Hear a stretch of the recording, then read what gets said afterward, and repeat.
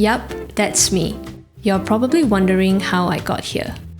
I'm HL and I have zero hand-eye coordination. I have terrible spatial awareness. I'm bad at ball sports, blah blah blah. Those are labels I've always put on myself. But in the last year, I took on the greatest sporting challenge of my life, picking up what is arguably the most difficult sport to learn at an age where most athletes would have retired. I have no grand ambitions for my tennis career. I just thought it would be nice to share a hobby with my husband Glo and be one of those cool couples rallying from the baseline with each other. Such simple goals, but still, I might have bitten off more than I can chew.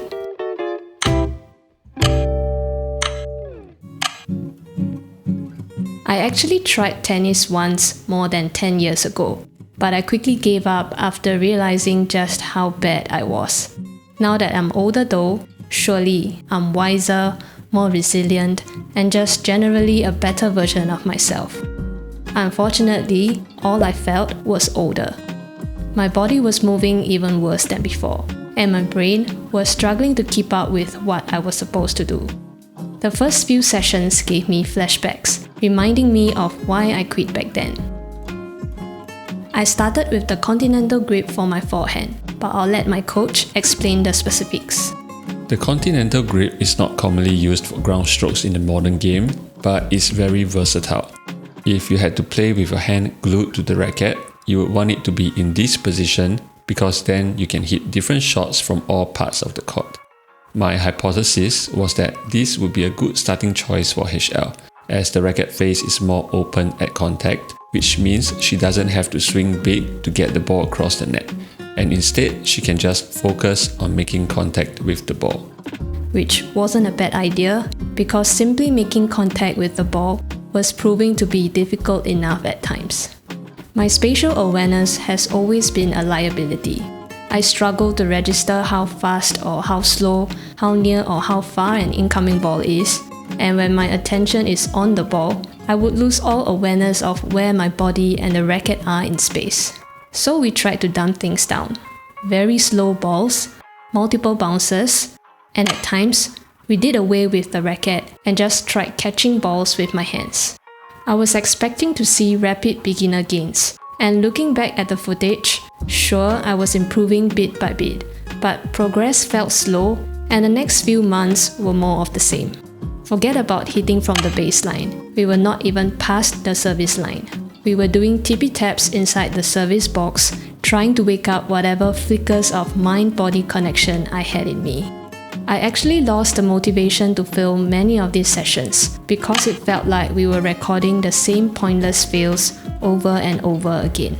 And honestly, at this point, because my abilities were so limited, I didn't find tennis that fun at all. After months of looking and feeling like a toddler with undeveloped motor skills, I was now making contact with the ball at least somewhat consistently. Feeling more confident, I wanted to get a taste of hitting from the baseline. And for a moment, it seemed like I was hanging on. I was getting a few balls back into play. But then, reality sets in. Sometimes I would literally trip over myself trying to get to a ball. This is what peak athleticism looks like. Now, obviously, my technique wasn't great, but when you have no ability to judge where the ball is and where you should be positioned, all that technique goes out the window anyway. Clearly, I wasn't ready to be hitting from the baseline, so back to short court it was. But things felt different.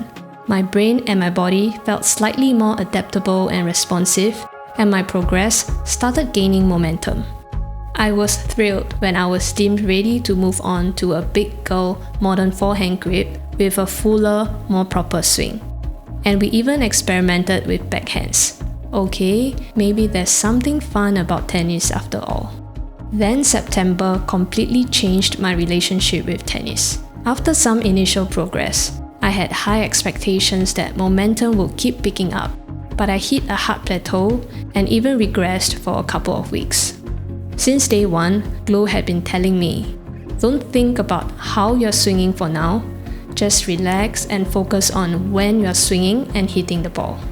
Of course, like a good wife, I chose not to listen to my husband. How would my body know what to do if I wasn't thinking? What he wanted me to do was focus on the ball, position myself correctly, and find the right timing to take a swing. But I thought I must be hitting air balls because I wasn't swinging the racket correctly. So my attention wasn't on the ball. It was on the 100 different technique cues I thought I had to remember.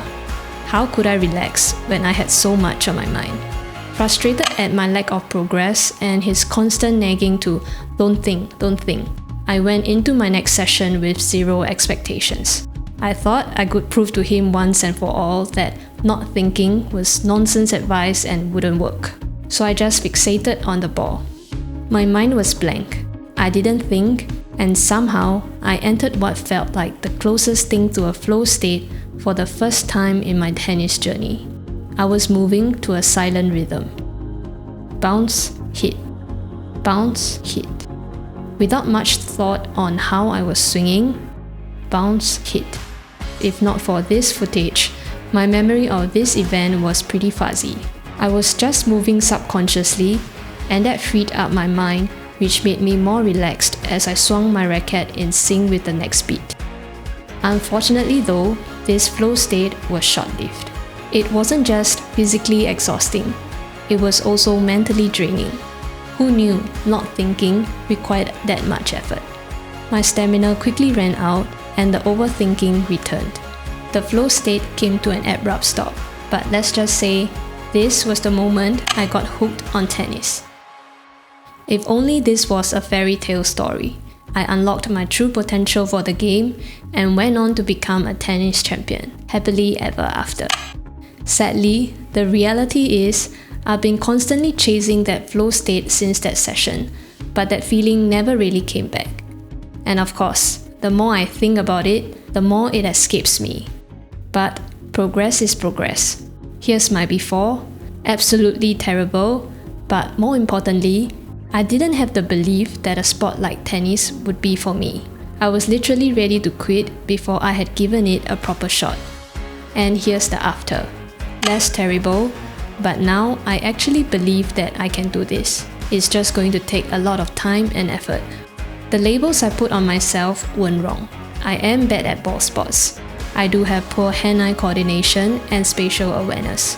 But now I know, just because I was those things, doesn't mean I can't change them and become something else. Now, I'm constantly looking forward to my next tennis session. I may be well into my 30s, but I'm ready to become the most athletic version of myself and blossom into the fine tennis player I'm destined to be.